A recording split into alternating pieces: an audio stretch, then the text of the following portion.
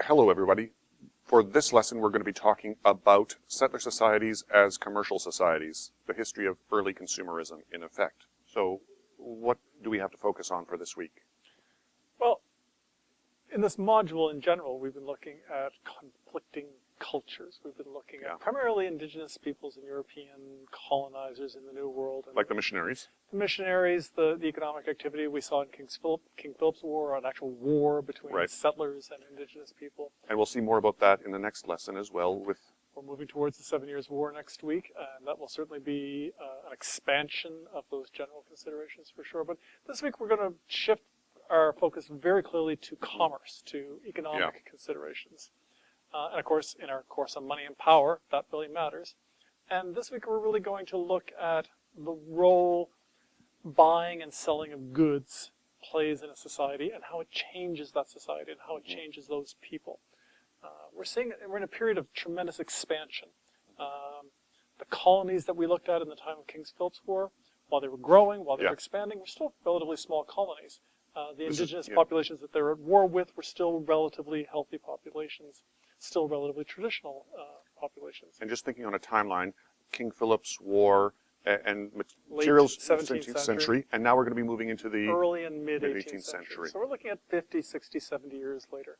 So when we've been talking about settler societies, and we're calling this week a settler society, but really it's also kind of a settled society. It's really something much more stabilized in terms of who's there and what they're doing. Economies are emerging. The plantation economy has emerged, for example. But now those people are differentiating. Some of them are becoming quite rich. Some of them are becoming quite poor. We certainly still have a slave population, which are not only do they not own property, they are property. So radically differentiated, but all part of that growing economy. But what we're also seeing, and this is where the story begins to get interesting, is the introduction of many, many new goods into a marketplace at a time when we also have a lot more money.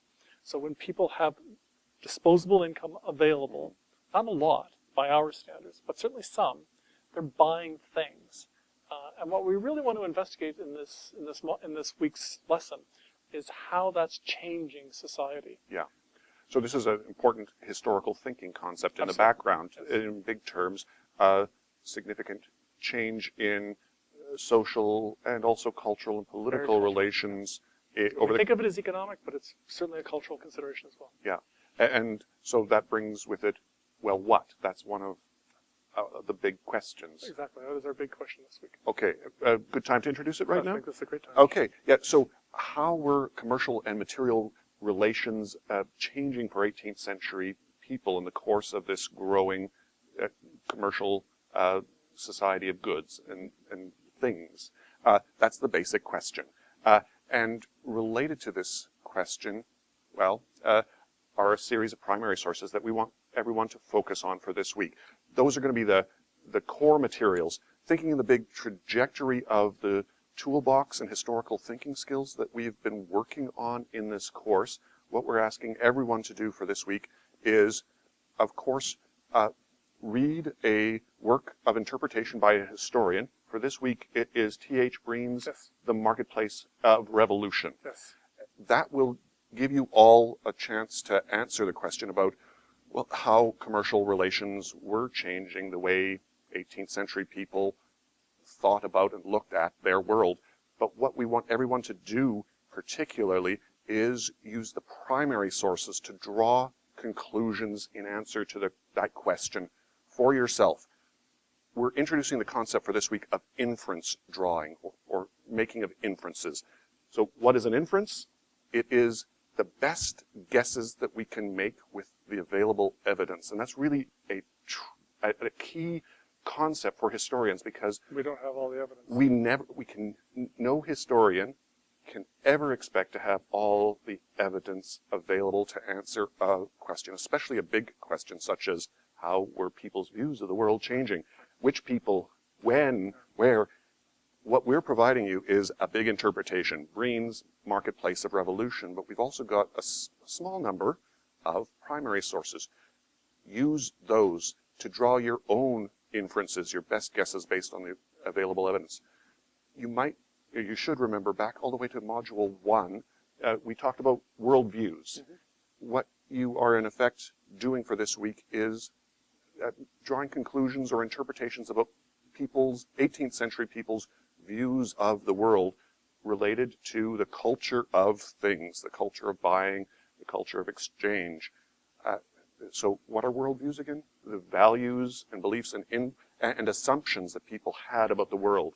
And just one example one of many examples, you can think about how attitudes towards men and women are reflected in the buying and selling of goods, either in the documents or in the images that we provide for this week. Breen will provide you with other suggestions. You might have your own questions or ideas. Focus on the primary sources, draw some inferences. It's an important skill. You've been practicing it so far, actually. You've been doing it all along, exactly. But think about this explicitly now in your work with secondary sources and the primary sources. And think about what's a reasonable inference. I mean, we can infer all kinds of things, but think about what's a reasonable inference. Based on the evidence. That's what makes an inference reasonable or not. Yeah. The other thing, just picking up on Breen's use of the term revolution, also from the first module, we had the agricultural revolution. Yeah. And one of the things we saw there was, despite the fact that it was a revolution, it took place over maybe 200 years. And that's one of the big questions in that case. Even debates on when it took place and so on. This is a similar story. Yeah. People speak of a consumer revolution. And most historians do situate it in the 18th century. Yeah. But also historians point out continues well into the 19th century.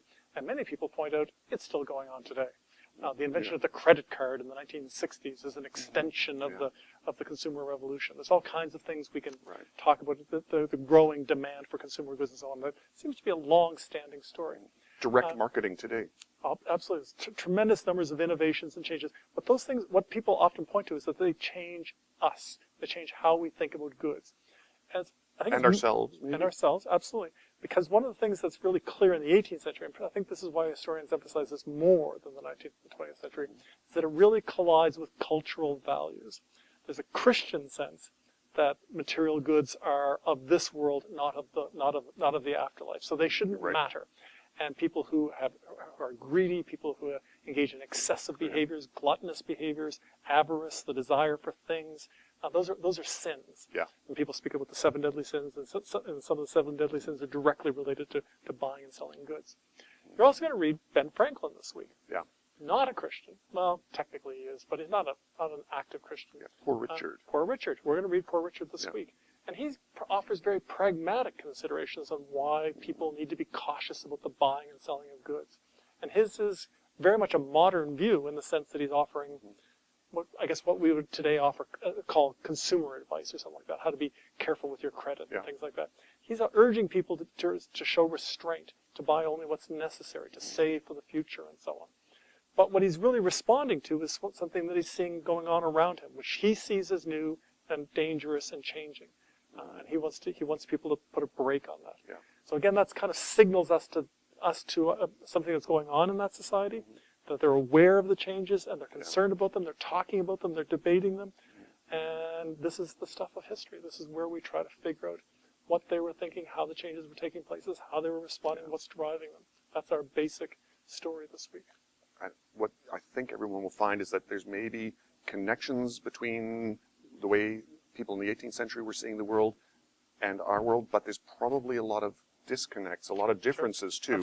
The point isn't to critique those differences, it's to understand them, to point them out, to try to get inside the mindset of those people. Yeah, absolutely. And that's what we can do with the sources. Some of the sources this week are fun. I have to throw in the Franklin source. It's a great source. It's entertaining. Yeah. It's funny. He's a good writer. He's a smart guy. You might, as a 21st century reader, view him as a kind of old fuddy-duddy waving his finger at you. But he's a funny guy. He's a smart guy. And as you'll see in his last line, not a fool either. He understands how well his message will be received very, very clearly. Okay.